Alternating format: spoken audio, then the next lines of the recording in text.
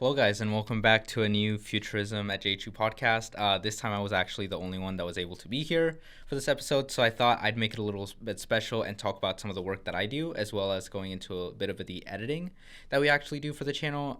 We do longer edits, obviously, for the full podcast and stuff like that, but what I'm going to show you today is actually going through the smaller versions that we do for things such as TikTok, Instagram, stuff like that. You've probably seen a lot of other channels do the same thing as well, where they have clips or maybe just off content or stuff on the side. So I'm going to be showing you that today, but before that I'm going to talk about what I actually do. So I'm one of the co-founders. Maybe you guys didn't know this, but yeah, I started off the channel with Nicholas and John as well. And one of the main things that I do is I focus on a lot of the tech aspects.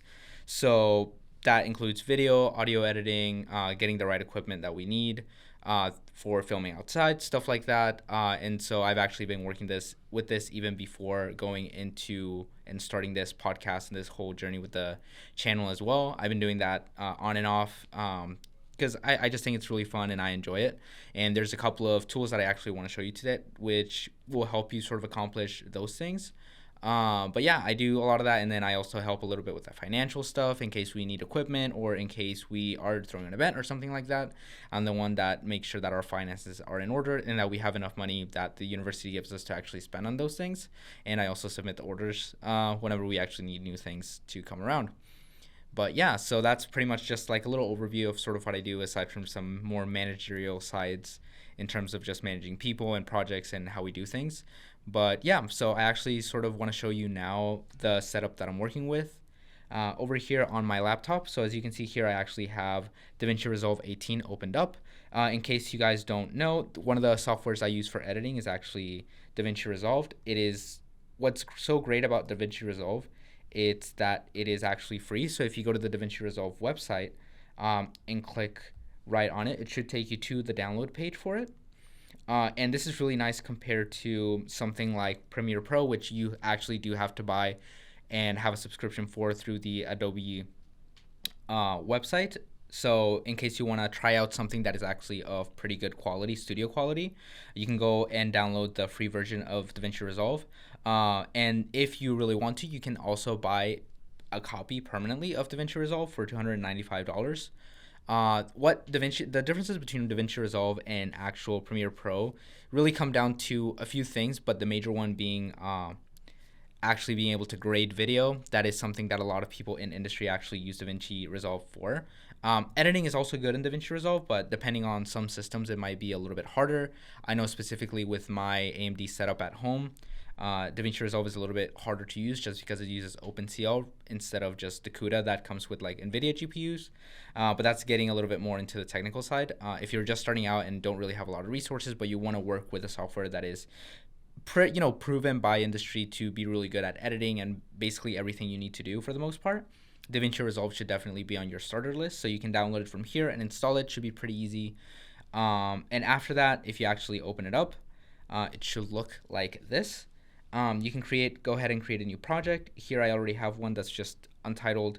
I don't really have anything there. One of the things to note is that specifically for if you're filming something on, let's say, a new iPhone, one of the actual formats that you'll probably end up filming in is H.265, which compared to H.264 is a little bit harder to get your hands on. The reason being is that it's quite a little bit more modern, and so as such you have to actually have and buy a plugin from Microsoft, which is kind of annoying. I think DaVinci Resolve actually does a pretty good job on that, where it will actually allow you to go ahead and play that. I know Premiere Pro, or the older versions of Premiere Pro, which I run, version 2018, does have a little bit of trouble there and isn't able to recognize the format. But because DaVinci Resolve is updated pretty often and because it's free, you're always able to get the most updated version. And as such, you should be able to play H.265 video pretty well. One of the things I do is, because I don't really like to use other third-party software to do a lot of the editing and especially converting, what you can do is go ahead and put your video right on the timeline. As you can see over here, it'll let you scrub and do everything you need to do. And for the purpose of this, I basically just want to convert this H.265 video into regular .mp4 or H.264 video. So all I really need to do is just put it here, go ahead and export it, and basically just have a location for where I want it to export. I can put it on my downloads, and basically I can just rename this as max rendered. And then after I render this side of the video, I can go ahead and simply just jump into Premiere Pro, which for at least my home setup is a little bit easier to edit in. So definitely, if you have the ability, I would say try out both systems and see which one works for you. But at least in my case, or the way that I've been doing it through home, is just basically rendering out H.265 to H.264. And then being able to edit that within Premiere Pro, and then using a lot of the other Adobe Suite software such as After Effects and stuff like that to, amplify a little bit of the editing. So as you can see here, because we're just merely rendering this out, shouldn't take that much time. So we can go ahead and actually edit on here. We can add our tracks. We can add our audio as well, just right under, I believe. Should be able to add it. Just check. If not, we can go to the editing tab and pull it here. This one looks a little bit more like Premiere Pro. There we go. So now we should be able to drag the video where we want it. We can mute. And one of the cool things that we do is, because we film a lot of these things outside, usually getting feed from a phone isn't necessarily great in terms of audio. So what we'll do is we'll have a camcorder, tiny little microphone that we use. Sometimes we use a lavalier mic, or sometimes we use this other third-party device that isn't even connected to a phone to be able to actually get the audio that we need. So once here, we can go ahead and sort of scan for where a certain signal that we get in order to sync up the audio happens. So I'll play this for a bit, and then we'll be able to hear. It's usually a snapping sound that we use to be able to sync things up. One other thing to mention is, because we're doing vertical video, we can go ahead and change the actual timeline settings.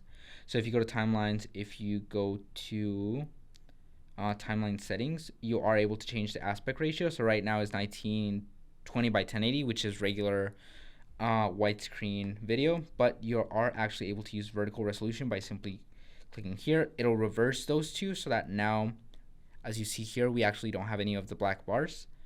That way we actually get the full video the way we want to, and it will be in the correct aspect ratio for uploading to things like Instagram or YouTube Shorts or anything of that sort. So now we're just going to go ahead and listen in for that specific snapping sound that we usually use. Alright, so you heard that. So now we can simply just,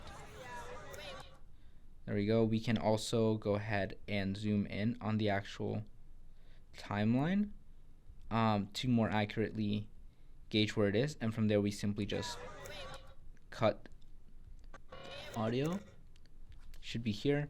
So then we can go ahead and use the cutting tool, which should be, let's see, should be, I'm pretty sure it's blade edit mode. You do here, and then you can ripple cut, I believe. I think that should work, and then we can listen to it.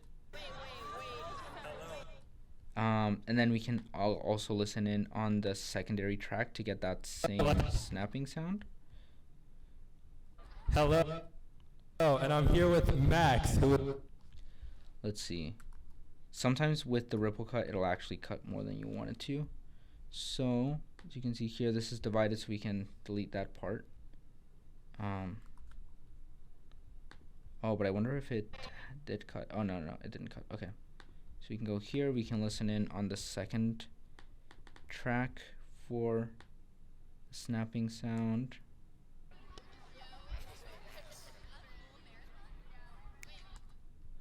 So there it is. There's the snapping sound. Again, we zoom in on the actual track to be able to get that, which is this little part right here.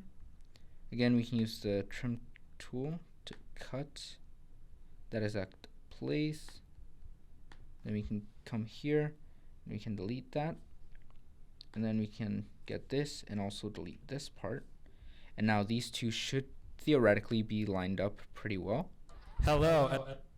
And if not, we can simply move in the secondary track until it about reaches.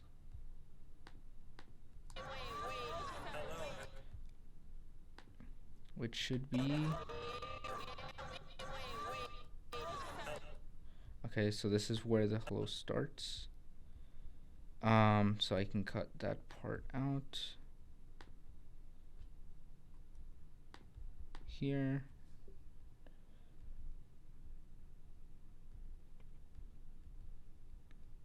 And we can... Basically what this tool does is it'll allow us to modify the length even after we've cut it, so we can get back some of those audio bits. So I can do this. Hello. There we go. So it's a tiny bit more on this side. Go ahead and get a better transition in. It's pretty close. So I think it should be fine in terms of cutting it. So Hello, and I'm here with Max, who is a material science. So as you can see, it's a little bit too much and it's clipping, as you can see, the levels over here. So now what we can actually do is we can go ahead and lower the volume simply by turning this down. I usually like to turn it about 10 decibels and to try to minimize the clipping. Hello, and I'm here with Max, who is a material sciences major, just like John, our cameraman for today. So Max, could you introduce yourself? What major are you? And what's your hot take on the future of material science? What do you think is kind of, the next 5 years of material science?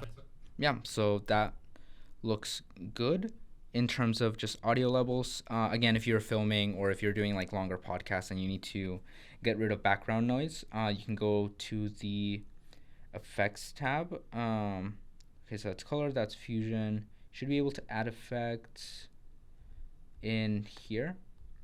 And there's a myriad of different effects. So we have video transitions, audio transitions, we have audio filters, stuff like that. So you have crossfades. This is specifically for like video as well. And you can even go and search for let's see, what is it called again? Noise dissolve. So these are transitions. If in case DaVinci Resolve doesn't actually have any like good transitions that you want to use, you can use other software such as Audacity, which is really good. Audacity has been around for a while. Again, this is also a free download. You can simply just look up Audacity, and this actually allows you to again come in with a certain file, and you have the ability to generate the effect of noise removal, which is really nice. In case some of these other softwares don't do it, after you export it, you can import it back in, and you'll have some audio that is without background noise, which is pretty nice.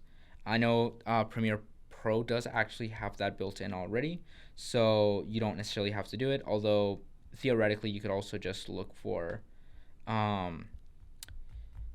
Adobe. There's an Adobe Sound thing as well, I believe. There's Adobe Podcast Enhance, I believe.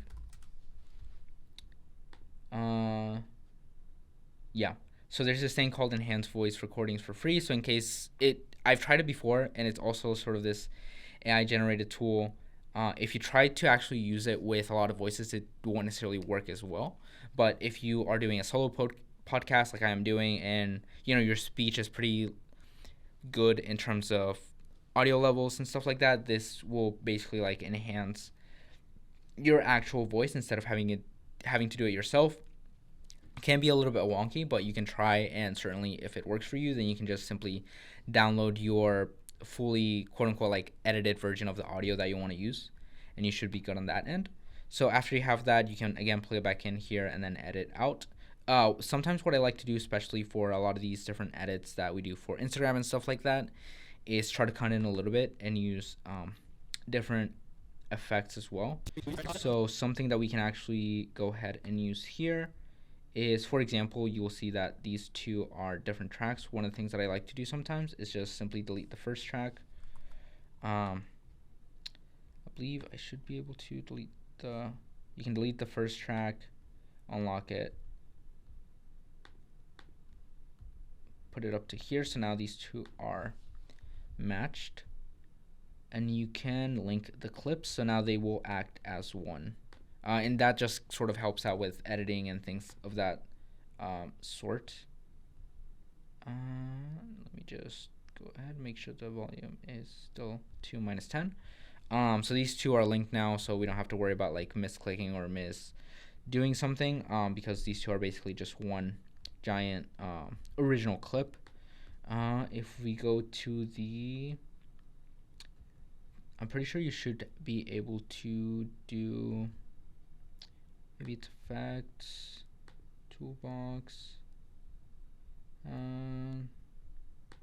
effects, filters. Okay, so these look like they're just like regular video filters. More so I want to do editing on the actual video itself. So let's see, what are the tools that we have here? I'm not like too well oriented in terms of DaVinci Resolve, which can be quite noticeable here. I usually am better with Premiere Pro, but let's see what we actually have here. So we have normalize color, normalize audio levels, render in place, delete, reset fusion, clip, generate, optimize media, render cache, trim, edit, timeline, playback. No, okay. So I feel like if you go to effects, toolbox,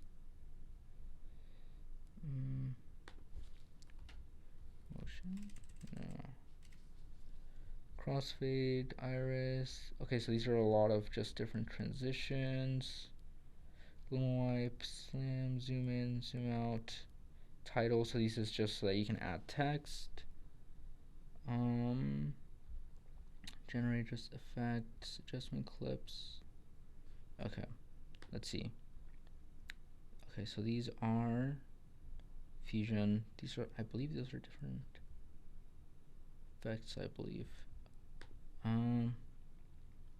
Okay, this is actually for doing video stuff. Okay, so this is a more complete version of that. Okay, so let's see. Okay, so it doesn't look like DaVinci Resolve has just regular motion stuff. Interesting. Video camera, no, that's different. Okay, so we'll skip that for now. Basically what I like to do sometimes is go ahead and clip onto one of the two people that are usually speaking. Again, this is only for like video that goes on Instagram, something that has to be a little bit more eye-catching. Otherwise, sometimes it's just easier to simply just have the regular shots and simply switch shots between people, especially if those are already like video tracks in and of themselves. But in other examples that I've done, if I can pull up the Google Drive that we actually use for the channel, which has some of the things that I've already like edited through Premiere Pro in my home setup here.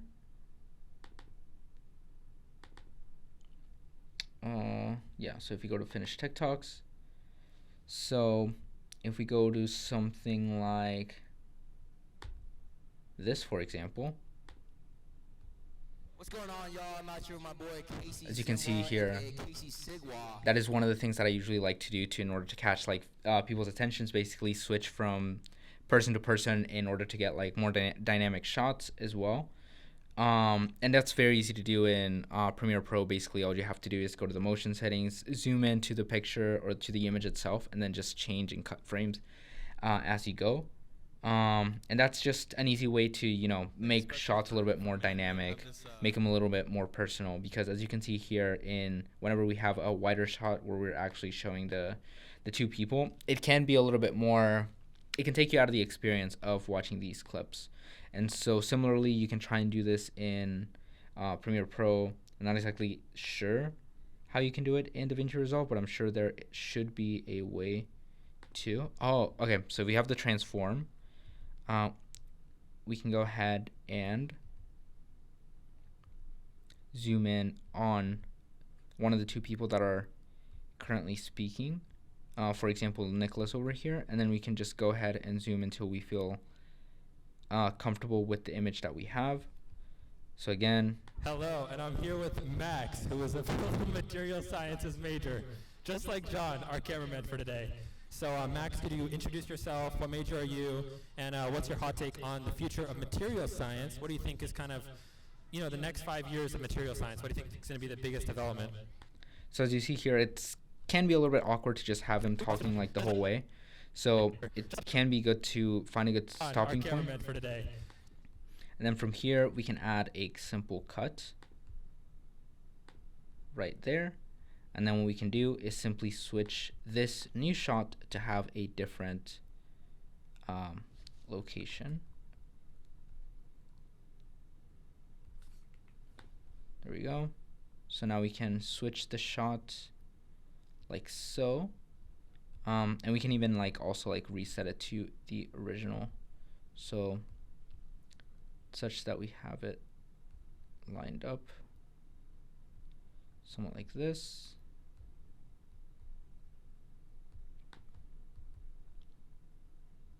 There we go.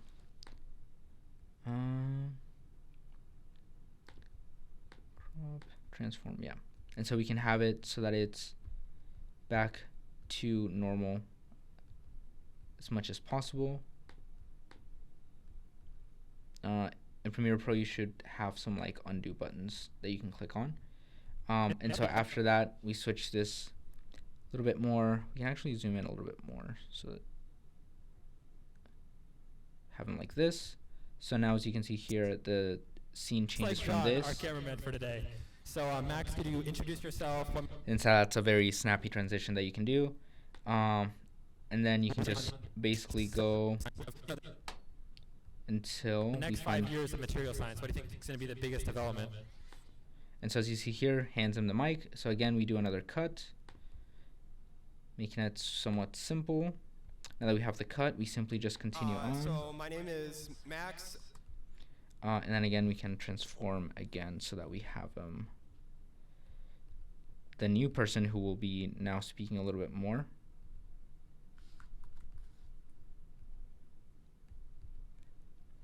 In frame, making him the center of attention, at least for this shot over here. So again, if you see the transition, What do you think is going to be the biggest you have development? this. So my name is Max. I'm a material science and physics major. I have a specific focus in condensed matter physics and two-dimensional materials. I think two-dimensional materials are a big part of the future of material science.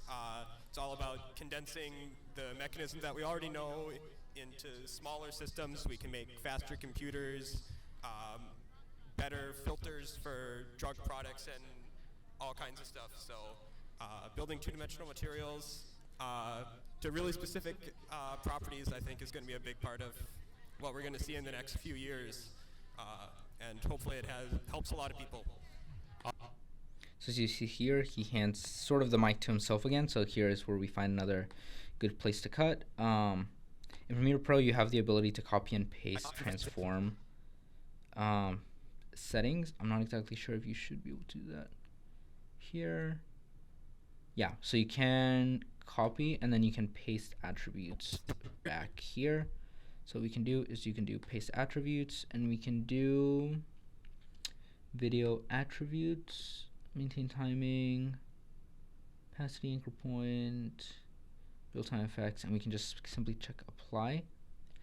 And it should give us the original image back. So this is a really easy way, instead of, if you don't have the ability to know the exact coordinates that you want in terms of both zooming in and just the XY coordinates that you're going to be using, it can be easy to just copy and paste the attributes in cases where you're just doing simple cuts and simple transformations. So now that we have this here, again, we find a good stopping point. What we're going to see in the next few years, and hopefully it helps a lot of people. Let's see. Okay. And hopefully it helps a lot of people. So again, we do a cut here. Awesome. Thank you, Max. That's your... Okay, again, we can go to here. We can go copy. Let's see. And then we can paste attributes here. And then all we really need to want is position, zoom, scale X and scale Y, crop, plugins, color correction. All these we can just edit out. And we should be good. Flip, B-flip. That should be good, I think. There we go.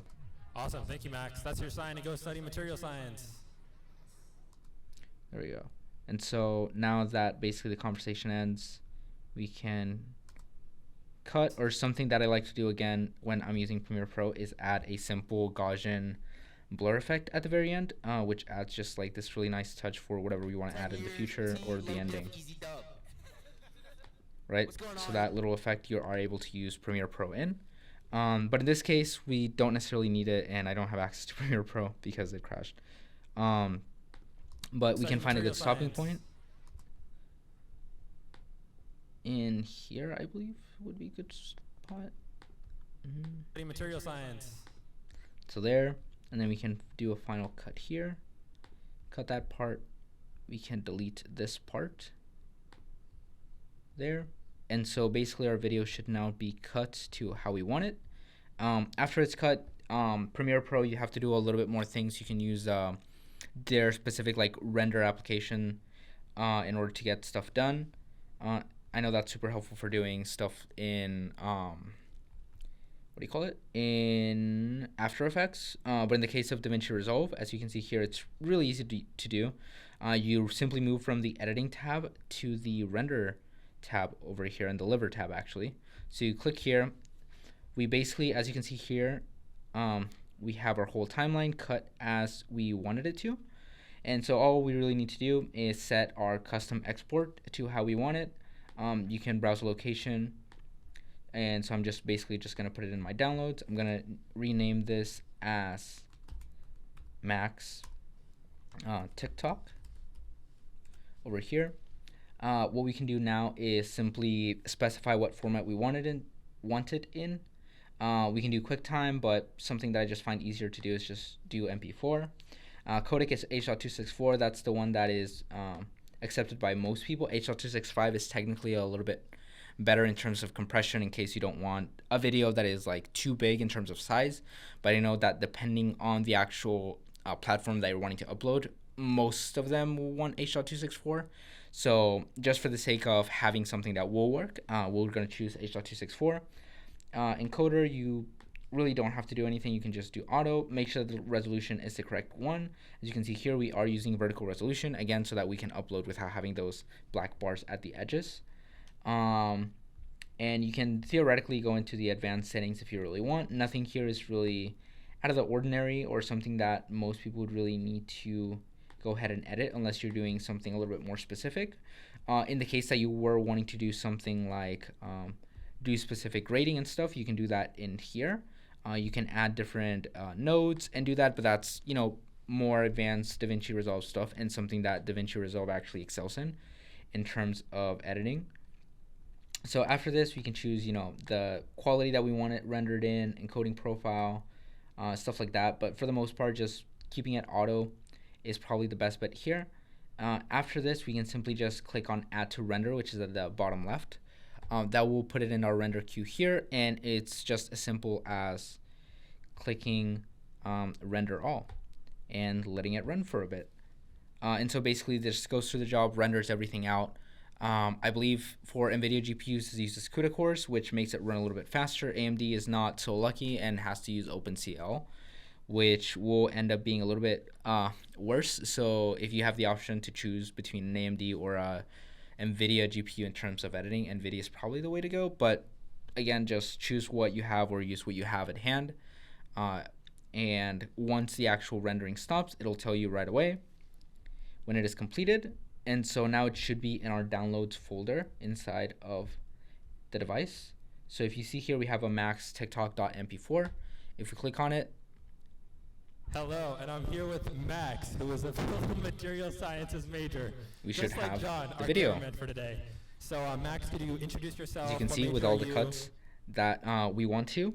And if you want to do more editing, of course, you can do it in DaVinci Resolve or in Premiere Pro, whichever is your preferred platform. But yeah, now we have a video that is deliverable and able to be put online, and then you can transfer this to your phone, or you can upload it straight from your laptop if that is your desired method of delivery. And so that's basically what we do for things such as TikTok. It doesn't really take that much time. It's very simple editing, just because that isn't necessarily our main focus. It's something fun that we do on the side just to get more attention and stuff like that. So that's mainly why we do TikToks and other stuff on social media. But aside from that, for more of the longer form, we simply just switch camera angles, stuff like that, trying to keep it as unedited as possible, just because we want to, keep the conversation going, make it smooth, make it fairly easy to digest, especially in a podcast form where sometimes the people may not necessarily have access to the video.